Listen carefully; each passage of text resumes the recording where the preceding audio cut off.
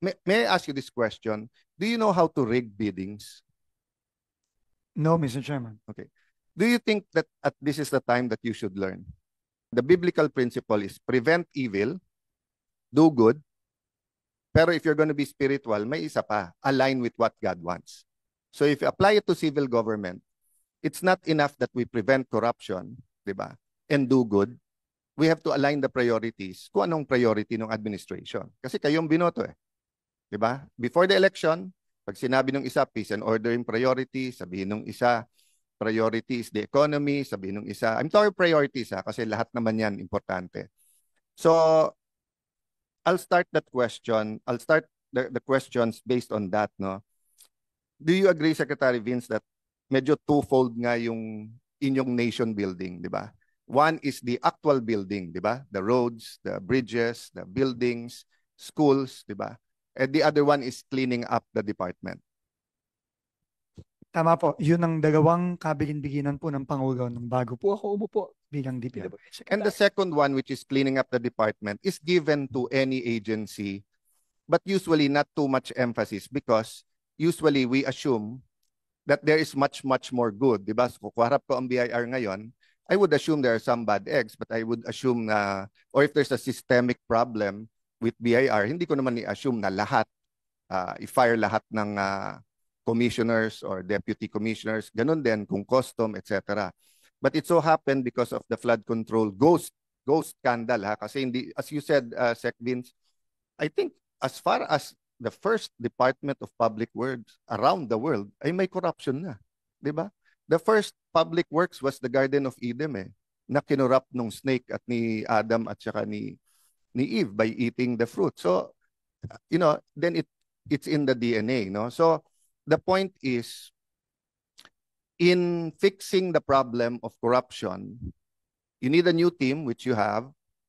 You have to see what's happening sa department, what you can change. All the senators here naman today contributed, di ba? Chairman has been contributing not only in this committee, in the Blue Ribbon Committee. Having said that, hindi pwedeng hindi dual yung priority mo. Meaning if yung paghahabol sa lahat ng corrupt at yung pagbabago ng sistema, mahihinto naman yung public works, we lose more. Do you agree with that? Agree po, Okay. Mr. Chairman. So on that point, may I ask you this question? Do you know how to rig biddings? No, Mr. Chairman. Okay. Do you think that this is the time that you should learn?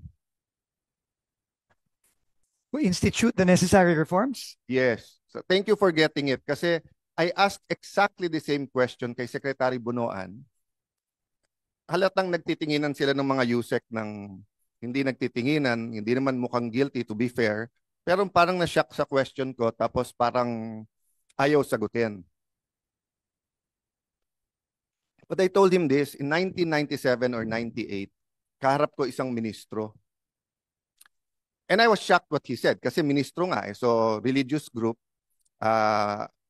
head ng malaking church, no? At least in our district. At sinabi niya sa akin, Alan, susuportahan ka namin as congressman, pero ang tanong ko sa inyo, marunong ka ba mandaya? And of course, I was shocked. Bakit mo tatanungin ko marunong ako mandaya? Kaya mo nga ako sinusuportahan. I'm bringing in, kasi endemic yung dayaan sa eleksyon noon, pati sa Taguig. And sinabi niya sa akin, kasi ayaw kong masayang yung boto namin sa iyo kung ikaw ay dadayain. Diba? So I ask you that question because so much people trust and put their trust in you and the DPWH and in your mission. So if you don't know how to rig the biddings or how it's done, I'm not asking you to rig the bid. Very, very clear yan, ha? Hindi ko sinasabing i-manipulate, i-rig, dayain, kurakutin, whatever, yung pondo ng DPWH, yung bidding. Ang sinasabi ko lang, pare-pareho tayo dito. Kung hindi namin alam paano patakbuhin, for example, no?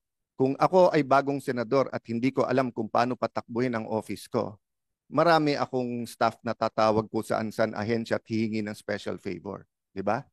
So that's one thing senators or congressmen have to learn right away. How to make sure that in fighting monsters, they do not become the monsters at the same time. another lesson is we have to verify all of our information. 'Di ba? Kasi ang daling magsalita eh. We can ruin lives, we can rule teams, we can ano. So, my point, Mr. Secretary, is I hope you learn all the tricks of the trade because as you change the rules, mag-a-adapt din yung mga nangungurakot. Diba? We've seen that nung bata tayo, bago tayo doon, but we're not that young anymore. So from one administration to the other,